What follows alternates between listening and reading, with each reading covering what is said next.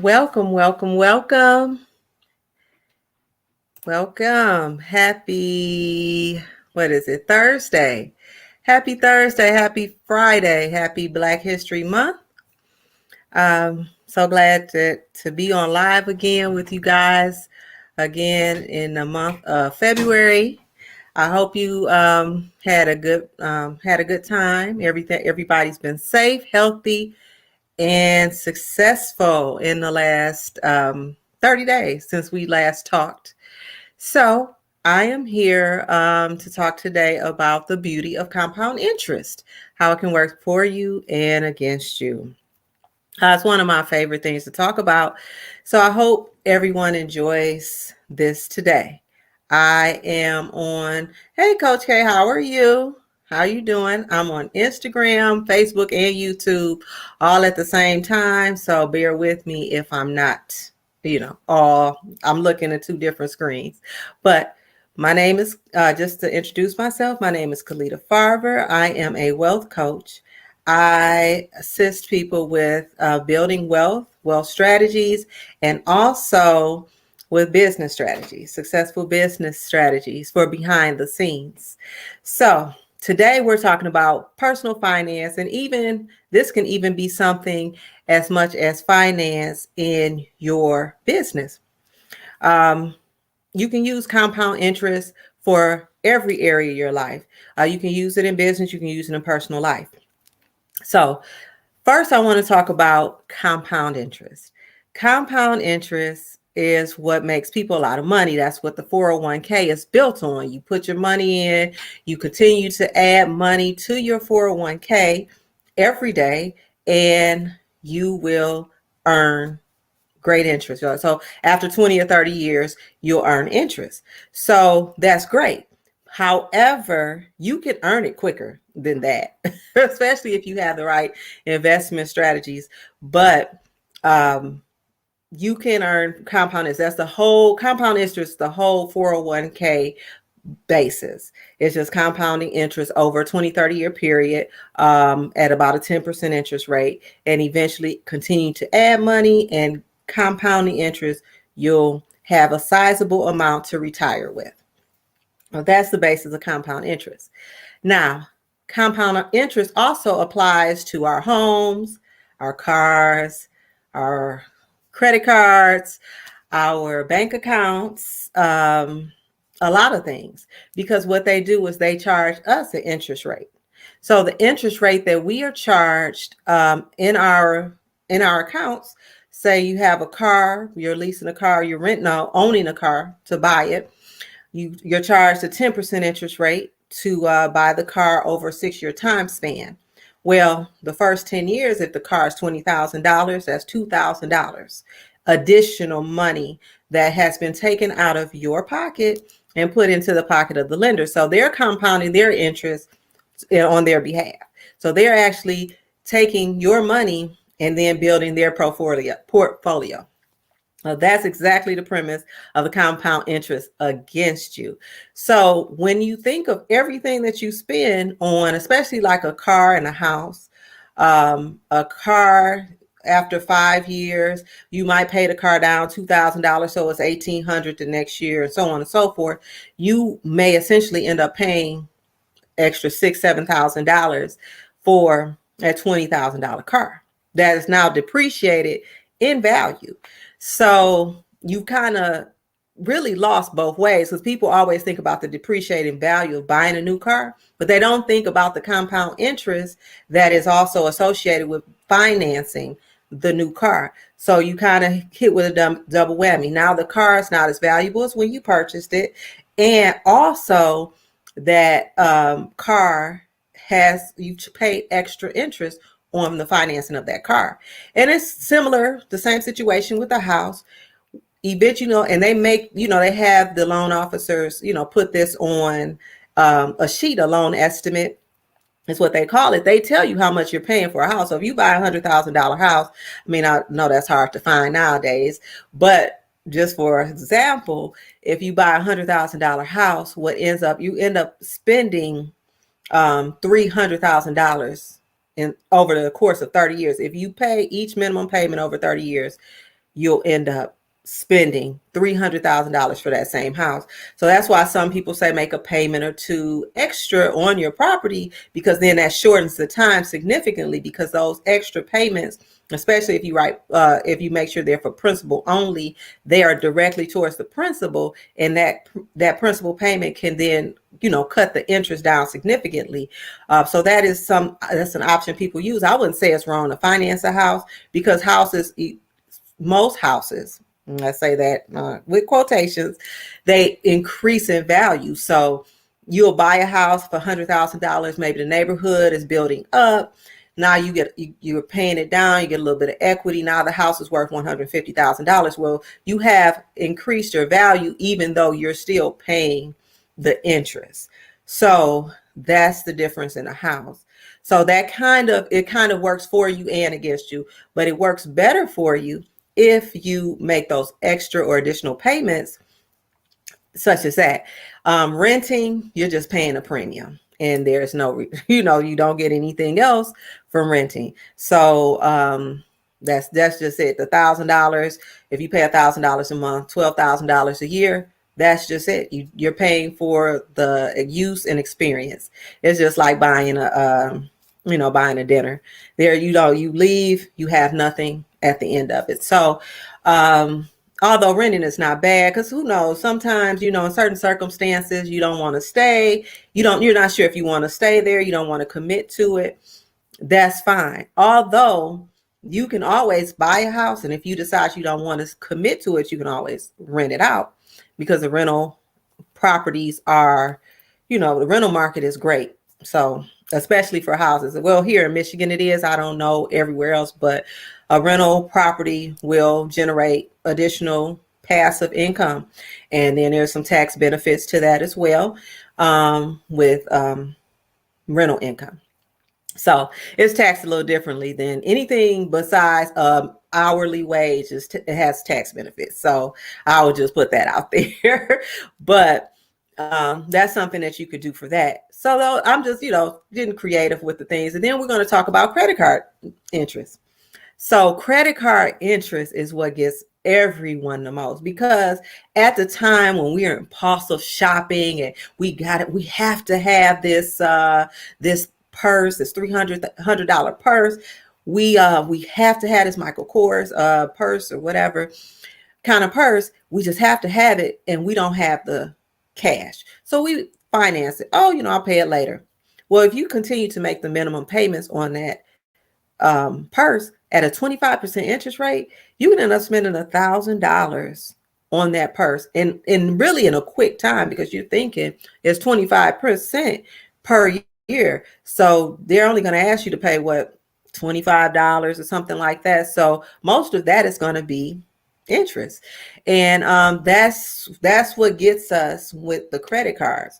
So that was one expense that I really, if I touch anybody with this, I would ask that we please don't use the credit cards to buy things that really won't serve us in the end, because that's how compound interest is.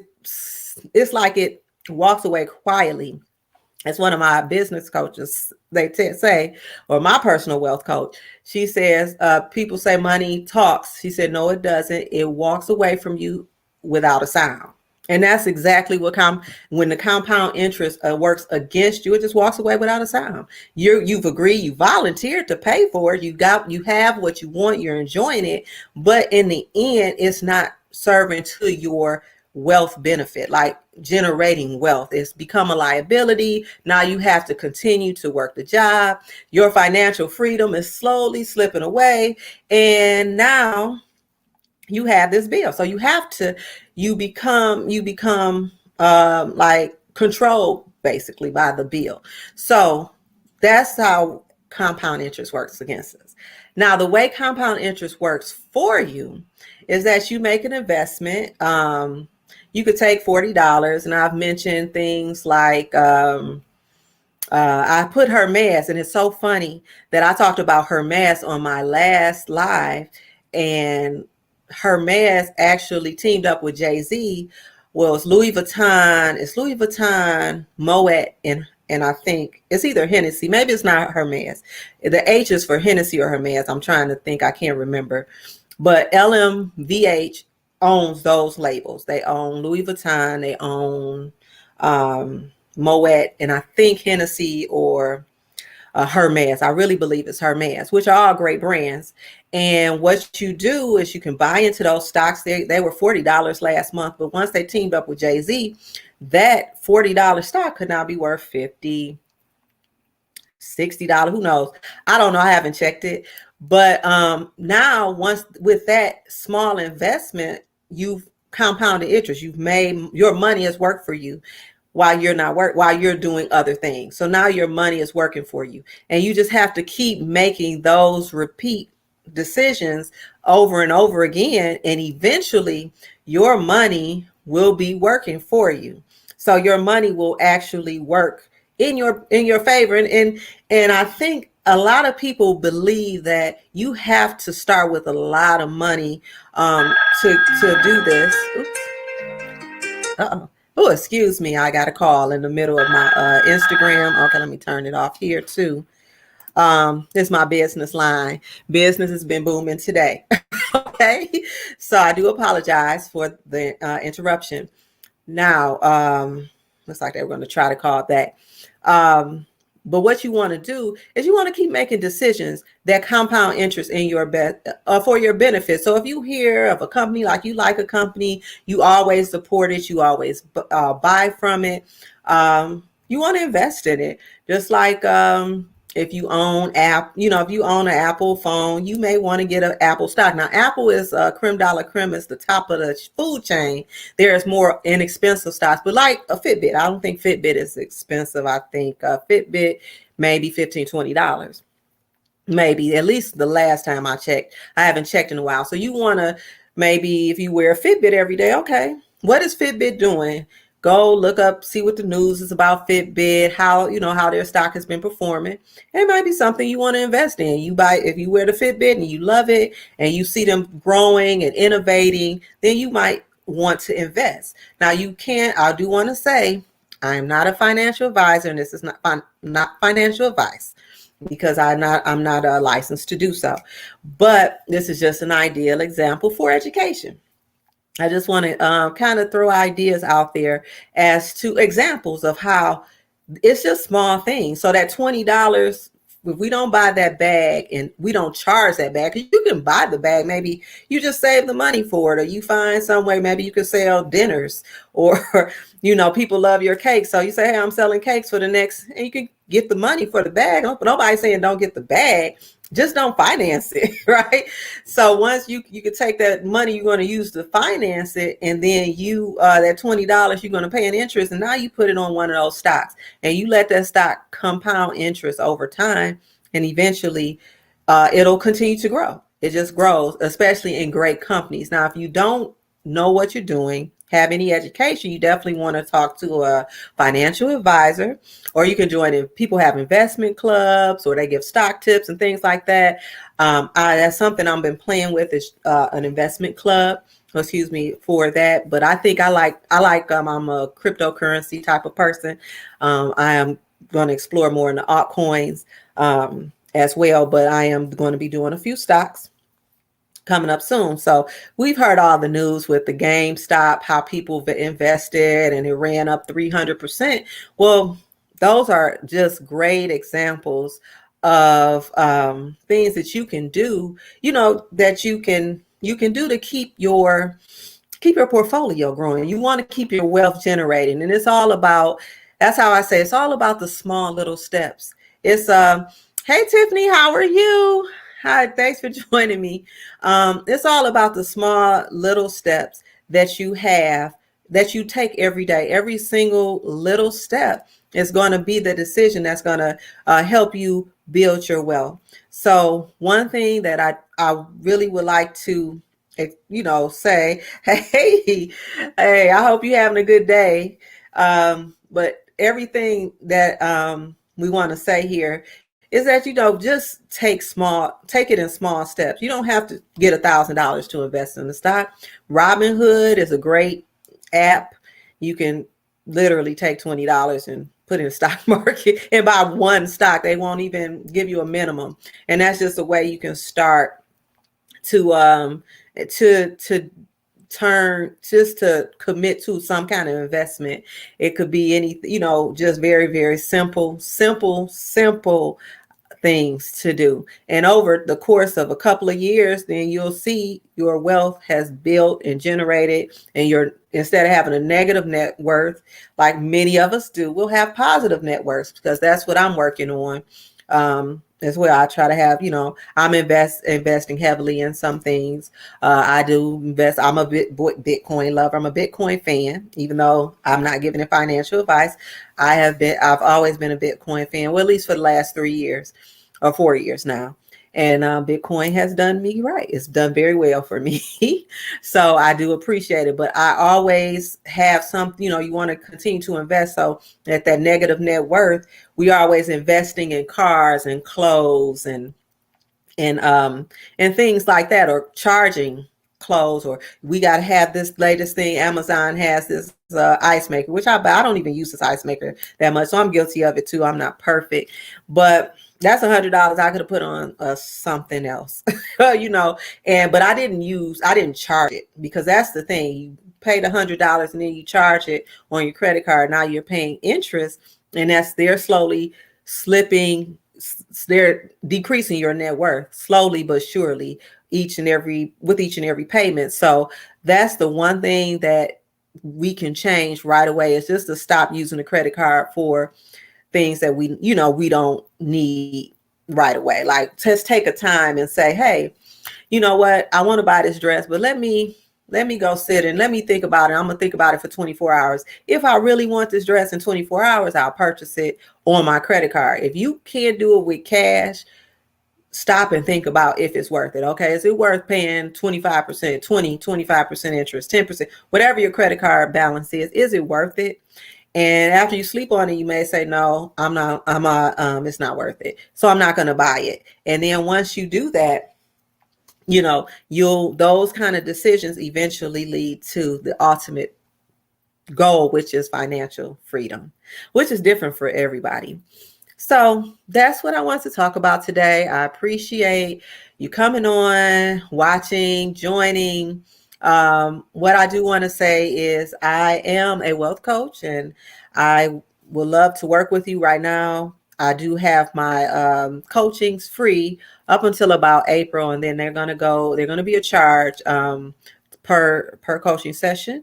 So if you are available, you can go to projectwealthmastery.com and you can book your coaching session. We can talk about things like this. Like I said, sometimes it just takes two minds to come up with a plan, and that's all that a coach is. There's their mind. They're another set of eyes and ears. They've walked the path. They can help you come back to the same thing. They can help you bring it in, help you reach that goal. And that's all it is, because everybody has a goal.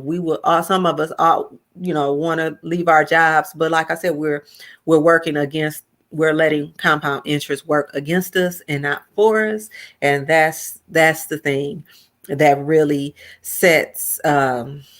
that really holds us back. And so hopefully this video has been helpful. Please, leave any comments. If you'd like to talk about anything else next month in March, I'll be back in March. I will not be playing music anymore because they banned my video last time, and I didn't get a chance to even go back and find it on Facebook. They completely deleted it off, but they won't even let me access it on Instagram. So from now on, until I get some copyright-free music, this is what we're doing. But I do have a new platform for my Facebook users. I'm using StreamYard. I think it's great. And I also have a YouTube page now. So just follow me, leave a comment, subscribe if you like. And I will see you in March. Have a great day and a happy Black History Month of February. Bye.